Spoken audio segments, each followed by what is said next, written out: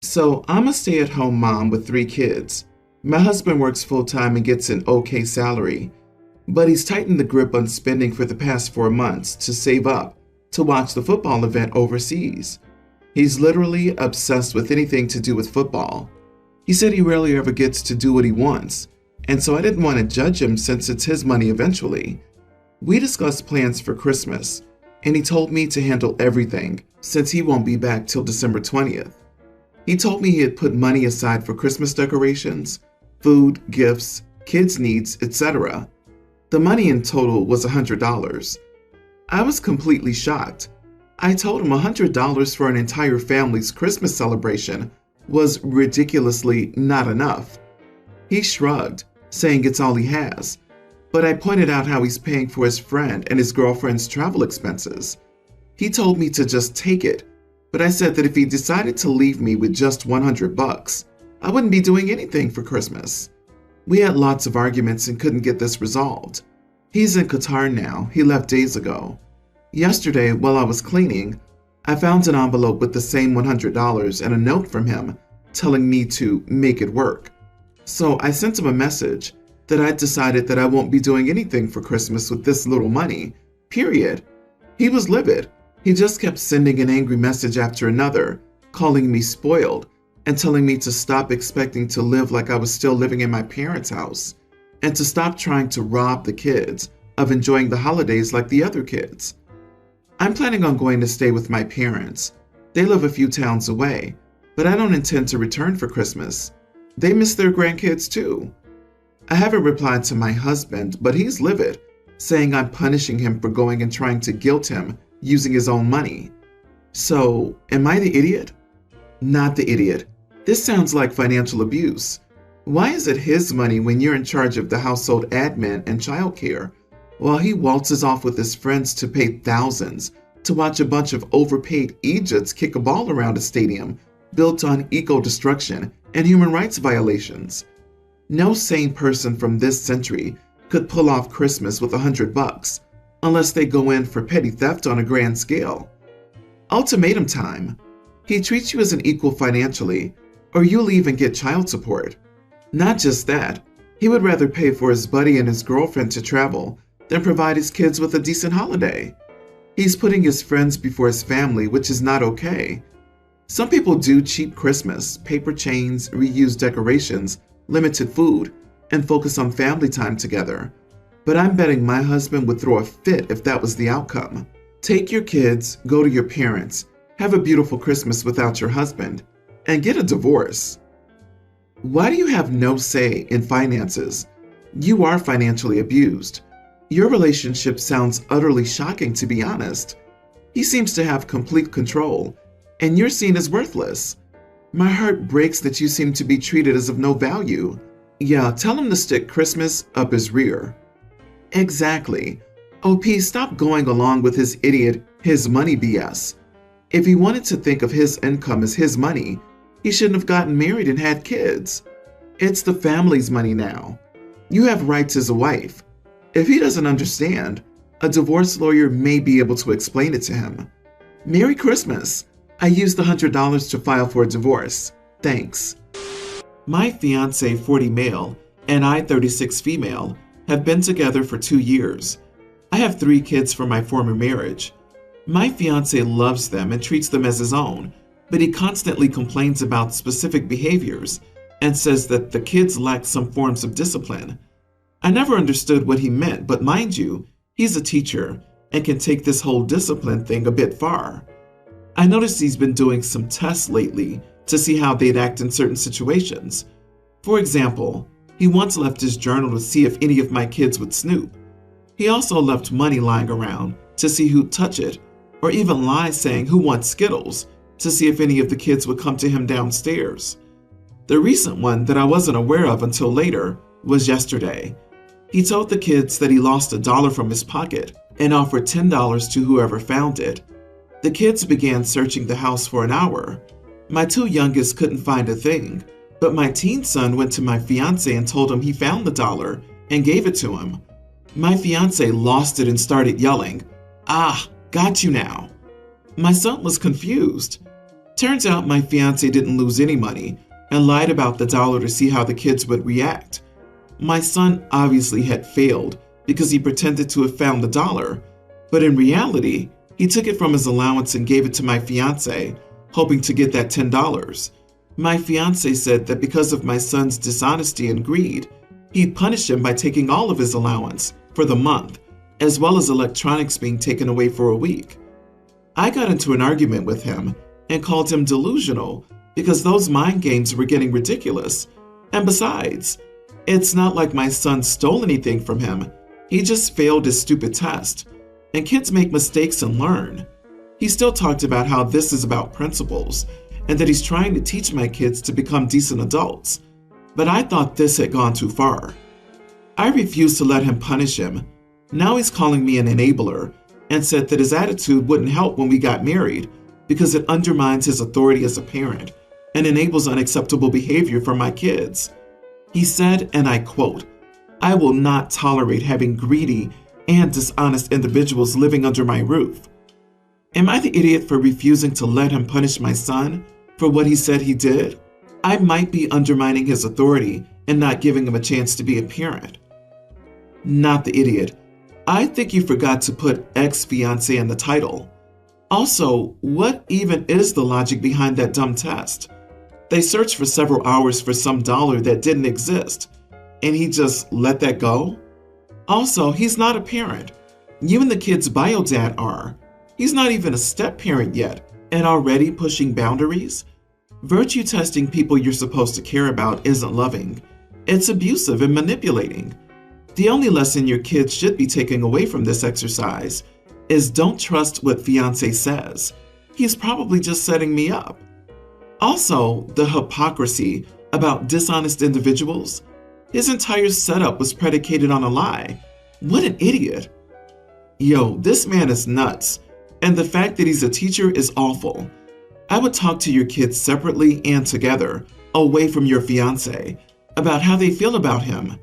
These mind games are not okay and will impact your relationship with your kids and the relationship he has with your kids.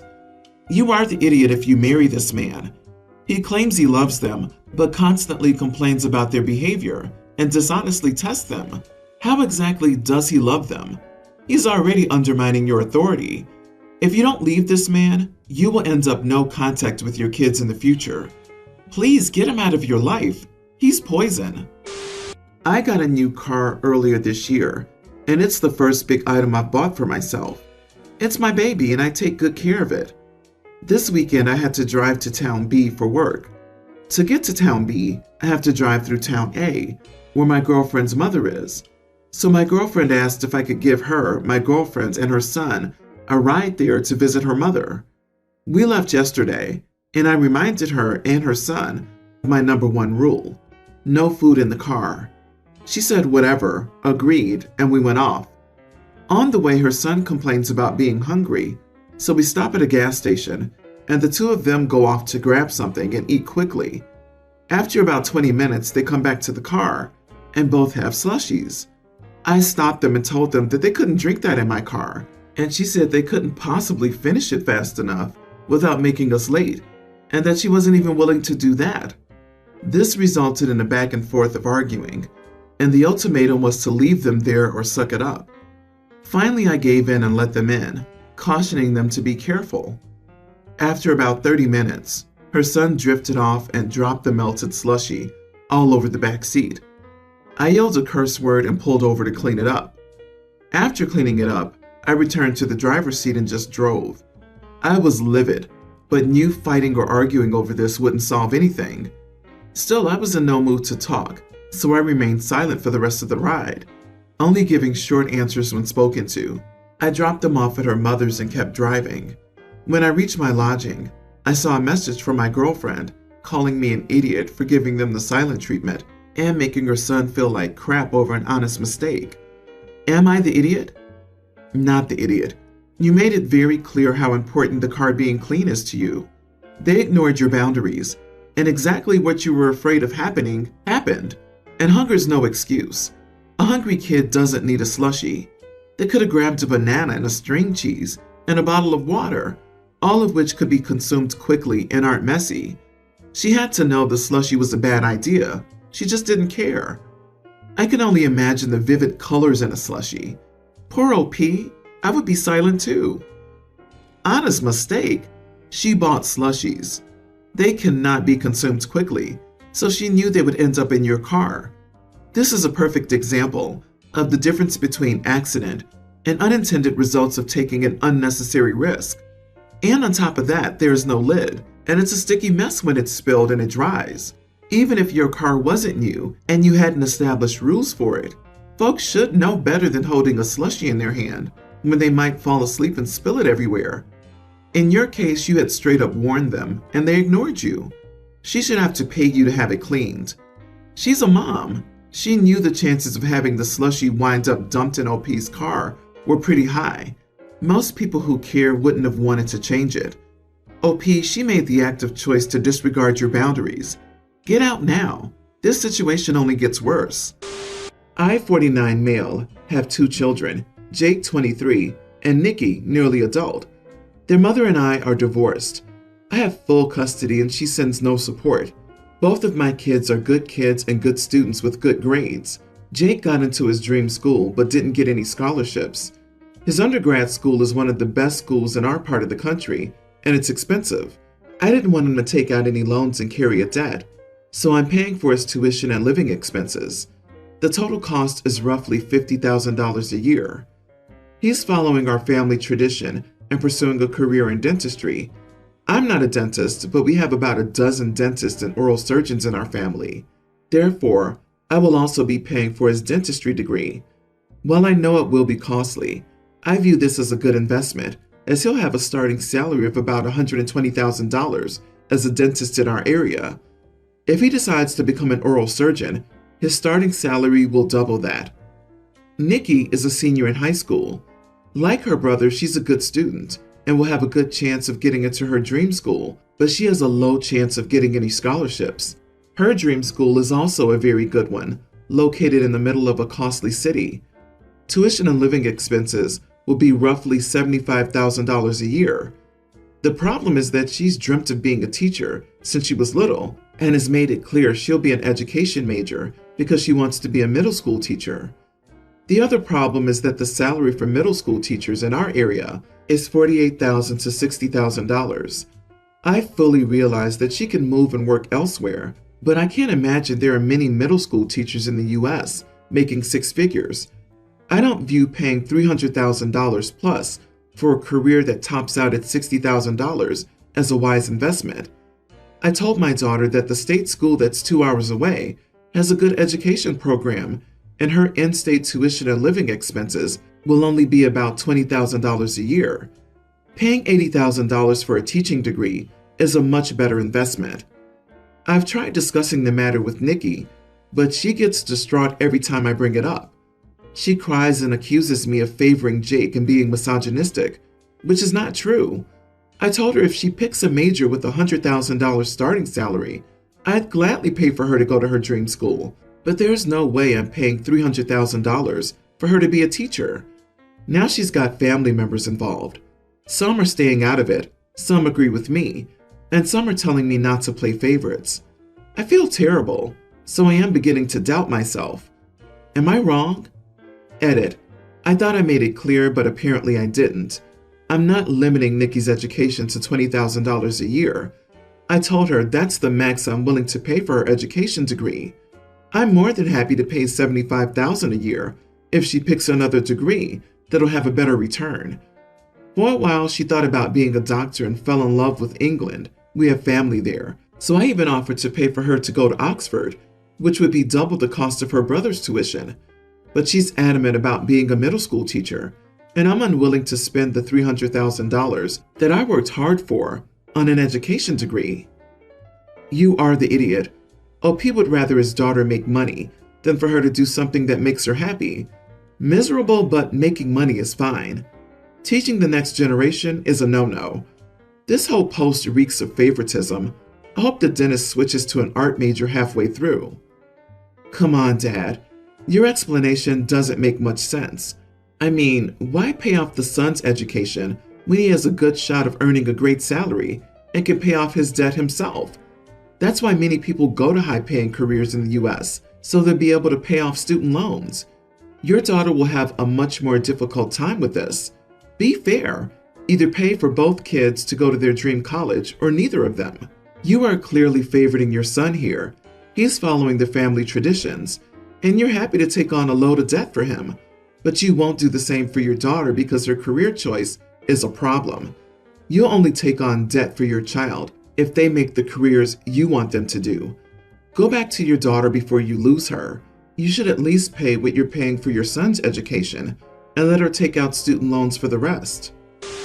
I, 29 male, found out that I have a tween daughter.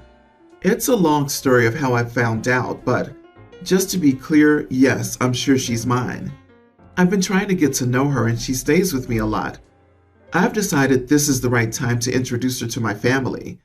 I have a big family with so many siblings and nibblings.